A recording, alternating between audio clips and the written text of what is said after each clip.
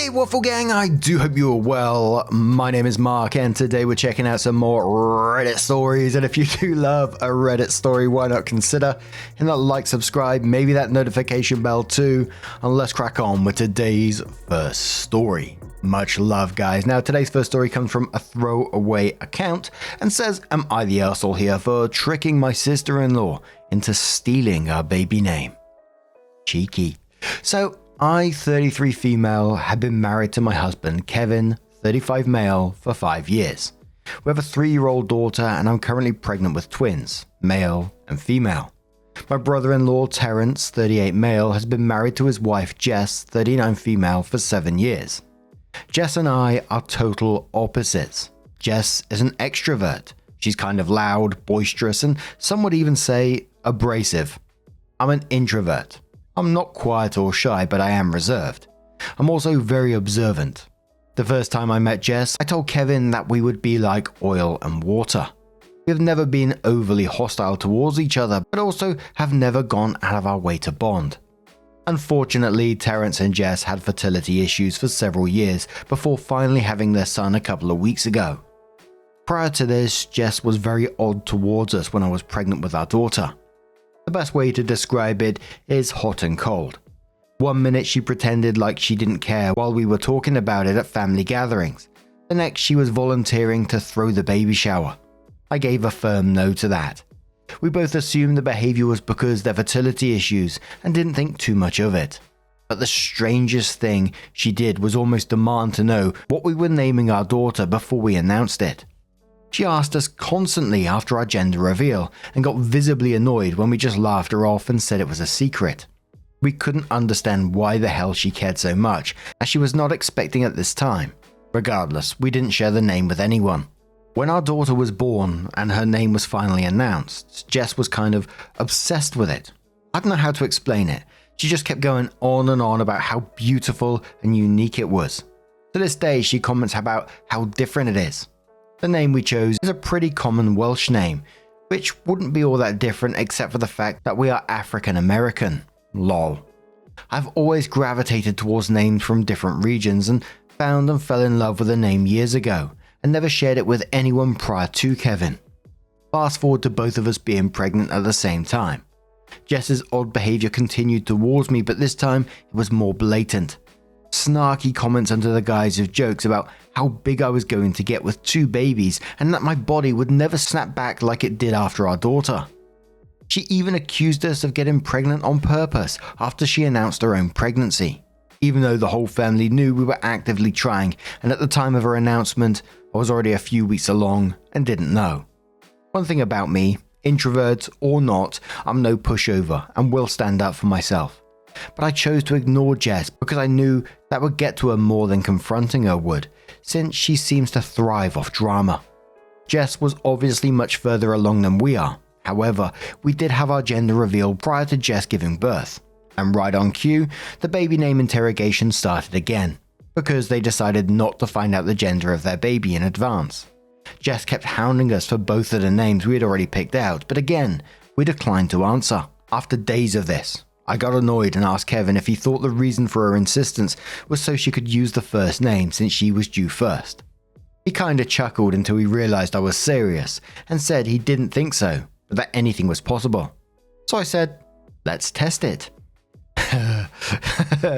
We were due to host my father-in-law's birthday at our house a couple of weeks later, and I decided to leave something in the unfinished nursery with a girl and boy name on it and see if Jess went snooping, because Kevin thought it was silly. He said he would give me $20 if she did it. So I went on some site where you can order custom name wall decals and put in the names Aria Rose and Sebastian Ali. These are names that we like but aren't remotely close to what we chose. This will also be our last pregnancy, so even if Jess did use them, we wouldn't care. I didn't complete the order. I got to the final page and then printed out and hid it in a dresser drawer in the nursery. The party goes off, but because we were busy hosting, we never noticed if Jess disappeared for any extended period of time. When I went into the nursery the next morning, nothing was out of place and the order sheet was still in the exact location. So we both just went, welp, and forgot about it. I did, however, notice that Jess never asked us about the names again. Then Jess gives birth. We went to the hospital to give our congrats. When we go in and see the baby, I asked what his name was, and man, I cannot properly explain the shit-eating grin that came over Jess's face as she says Sebastian Ali. I mean, she was really proud of herself, and honestly, it's the most vindictive I've ever seen her look in the years I've known her. But instead of reacting how she was expecting, I put on a performance like I had graduated from Juilliard, to school in New York apparently. Oh my god, that's just a great name. He's so cute. Look at his widow face. Oh, I just love him so much. Welcome to the world, Sebastian. Auntie is gonna spoil you rotten. I mean, I'm laying it on thick, without an ounce of bother. The range of emotions on Jess's face went from shock to confusion to rage in the span of maybe 17 seconds. Meanwhile, my husband is holding in the laugh of the century. We later say our goodbyes and he gives me a 20 in the elevator while almost crying laughing. All I could say was like I thought. This was 2 weeks ago, and we haven't seen them since because we wanted to give them time to settle in with a new baby. I've heard from my mother-in-law that Jess doesn't seem as thrilled about motherhood as she thought she would be considering how long it took them to conceive, but said it might be just baby blues.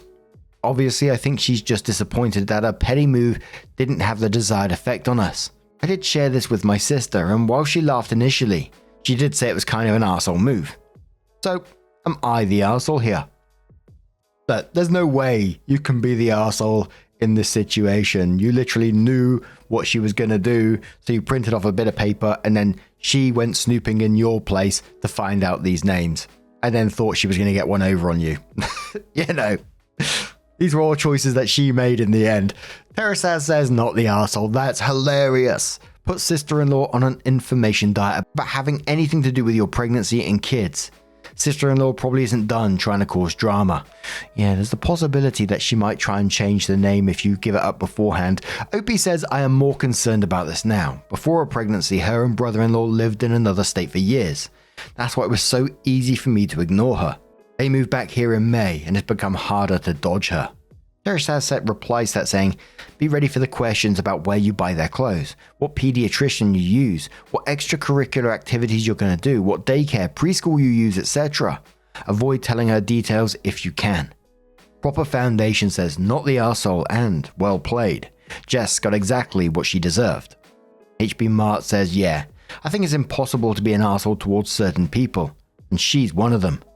You just have to take them down however you can because they're never going to stop making life difficult. So OP came in with her update and says, hey y'all, thanks for the responses to my original post.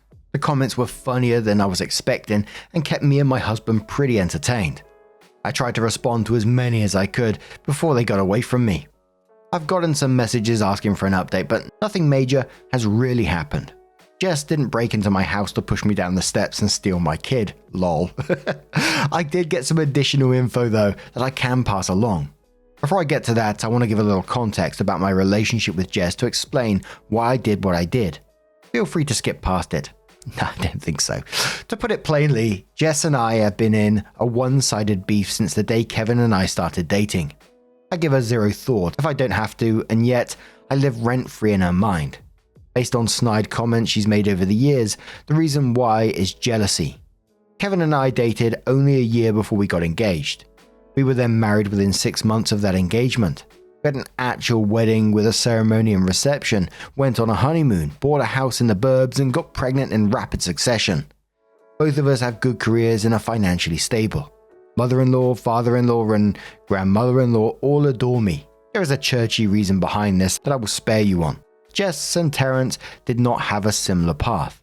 They'd been on and off since they were 19 and 20, with Terence never really wanting to commit. During one of their breaks, Terence got a friend with benefits pregnant and now has an 11-year-old son. This has always been a sore subject with Jess due to her fertility struggles. Fibroids. When they finally got back together, she pressed him for marriage until he relented and gave her a shut-up ring. Then went to the courthouse on a random Tuesday, then had dinner at Red Lobster afterwards and went back to work the next day. Not trying to be shady, just relaying the facts. They now live in a 2-bedroom apartment in a high cost of living city while working hourly jobs. They aren't minimum wage or anything, but constantly need OT to make ends meet. This has led her to resent me over the years. She thinks everything has come easily to me and let that fester. There was a time a few years ago at a gathering where she got drunk and got into an argument with Terence. I think her attitude that night stemmed from seeing me with my infant daughter. To hurt him, she blurted out that she married the wrong brother. Everyone was shocked. I wasn't. She just said the quiet part out loud and revealed what I already knew. So I poked her a little and said, "Really? Which one? That's kinda gross, since both were minors when you met them." Context, Kevin and Terence also have a younger brother, Tim, 28. Boy, did she fly off the handle after that, lol. To this day, she claims to have no memory of that night. Anyway, now I know there is a new reason why she resents me. The update. Like I said, nothing has really happened since I last posted. I haven't seen or heard from Jess since that day in the hospital. Terence also hasn't communicated much with Kevin other than sports talk. However, my mother-in-law has been with them almost every day. She came over yesterday to go over some last-minute things for our baby shower that we are having the Saturday after Halloween. And not due till late January, but with the holidays and twins tending to arrive early, we just wanted to get it out of the way. Anyway, after finalizing some things, I asked mother-in-law how Terence and Jess were doing. She sighed and leaned back in her chair and said, "Girl, it's a mess." She goes on a long word vomit that I will have to summarize. Basically, they've been at it since before the baby was born. When they were discussing names, Jess's list only consisted of girls' names. When Terence asked what if it's a boy, Jess was adamant that it wouldn't be, but if it was, they would just use Terence Jr. This caused an argument because Terence's 11-year-old is not named after him, and it'd be petty to name the second son a junior. Unbeknownst to me, Jess was having severe anxiety over not the name, but the gender of their baby. So much that she refused to find out early because she was afraid of disappointment and she wanted to enjoy her pregnancy, believing she was having a girl. She really wanted a girl. I mean, really wanted a girl. This goes back to mother-in-law in my opinion. Mother-in-law is the only girl of 4 brothers. She had 3 boys. 2 of her 3 boys, Tim has a 6-year-old, have boys. Then my daughter came along. Mother-in-law actually broke down in tears at our gender reveal. Since the day she was born, mother-in-law has become a little obsessed with her. Not in a just no mother-in-law way. She knows and respects boundaries, but the whole family is aware that my daughter is mother-in-law's favorite person in the world.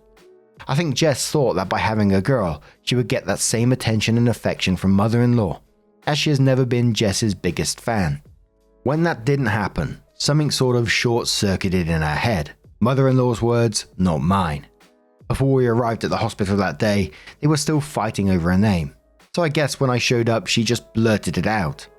While I still think it was to hurt me, it seems like it was also because she didn't allow herself to think of anything else because she didn't want a boy. I said in the first post how I noticed her expression. However, I completely failed to notice Terence's. He was pissed. Jess had never mentioned that name to him prior, and he had no clue where it even came from. He also hated it. He refused to sign off on that, and they left the hospital without a name. In our state, you only have 7 days from the birth to register a name. She eventually told Terence to pick the name himself and that she didn't care anymore. So he did. He swapped out Sebastian for Jordan, but kept Ali. Yes, after Michael and Mohammed, lol. According to mother-in-law, since they've been home, Jess has shut down emotionally. She's been doing all the motherly things, but there's a disconnect there. Mother-in-law said she finally broke down to her a few nights ago, as she'll likely never have a daughter due to her age and what it took to get pregnant in the first place. I think that will bring them closer together since mother-in-law never got the daughter she wanted either. I also felt bad hearing that because regardless of how I feel about her as a person, I do have a heart and would never want to punch down on her if she's in the throes of PPD. Jess still hasn't admitted to snooping, so I haven't admitted to setting her up. A few comments said I should never confess, but I think I will at some point, mainly because I don't care. I am more than willing to burn a bridge while I'm still standing on it, but now simply isn't the time. So that's that. That's the lackluster update. Jess is invited to my baby shower, so I might be back in a couple of weeks, depending on how that shakes out. Savvy Maverick says, well damn, that's not where I saw this going. Might not have been crazy as you say, but definitely quite the revelation. I feel for Jess to a point, but the minute she made that comment about my husband, all gloves would have been off. Your restraint is commendable. Hope she gets counseling so that little boy doesn't have to grow up knowing his mother didn't want him. P.S. Absolutely don't listen to the person who said to go out of your way to be nice to her. This site is full of willing doormats, and I'm actually quite sick of it. Opie says, I am mostly worried about my nephew in all of this, but I do think mother-in-law will step up and help. I don't know if I can or what that would even look like. We've never been close before this and likely never will. The best way for me to help is actually just leave her be. Every mama deserves a village, and had she shown me the slightest bit of kindness in all these years, I would have been part of that. Yep, here we are. Martha says, that was not lackluster. The villain origin story for Jess was actually quite relevant, and her ongoing jealousy towards your good fortune is rather sad. So for her to initiate, as you said, a one-sided beef is beyond wild. Stealing a baby name to make you angry. Nice try, honey. I don't blame you for telling her about the setup. She's trifling. Still, not the arsehole. Opie says, I read my fair share of Reddit stories and they always go off the rails, so I thought this would be boring in comparison. However, I also recognize that most of these stories are fake. I see Wheel says, there is no reason to ever tell anyone else about the name game. What would be the point? There's enough bad blood between the two of you, and exposing it would not bring anything positive to anyone's life. It would be petty. The temporary high would be beneath you. Opie says, I think if no one asks, then I won't tell. But if confronted with it, I'm not gonna lie. A commenter replies and says, but how confronted? Only you and your husband know about the setting. Who is to confront you about it? Opie says, Jess. If she ever asks me about the names and why I didn't use them, I'll tell her. But for her to do that, she would have to first admit her part. So it's unlikely. Your lovely Dolly says, wow, what a wild ride. It sounds like Jess has a lot going on. And honestly, I can't believe she let her jealousy take over like that. But like, it's super relatable how we all want that special bond, especially with family. I think it's kind of brave of you to share the truth at some point. I mean, burning bridges can be freeing, but only if you're ready for it. Hope your baby shower goes well. Fingers crossed for some good drama. Opie says, someone in the comments of the last post said it'd be obvious when my babies are born and my daughter isn't named Aria, lol. I have a feeling Jess won't even show up to the shower, and that may be for the best. Now, I'd be lying if I said I didn't feel sorry or pity for the sister-in-law and the baby in this situation as well. And that's nothing against OP, because OP's the one that's living the situation, is having to deal with it. I don't blame them for wanting nothing to do with that at all. And the way that she's been treated by the sister-in-law, I don't blame her. Not one bit. But it all just came across as like incredibly sad that she's fighting for this acceptance or some kind of like approval from the mother-in-law.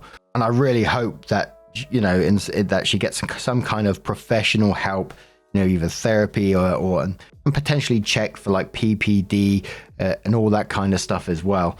Whilst OP thinks that she's not going to turn up to the baby shower, I think she actually might.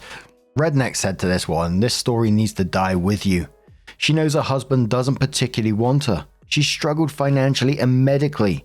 Her in-laws dislike her, and now she didn't get the girl she wanted and knows she can't have another. Her life sounds crappy enough already. You didn't have to be friends, but you don't need to kick a dead horse either. Opie responded saying, I think you're right. Material Seller says, I actually feel bad for your sister-in-law.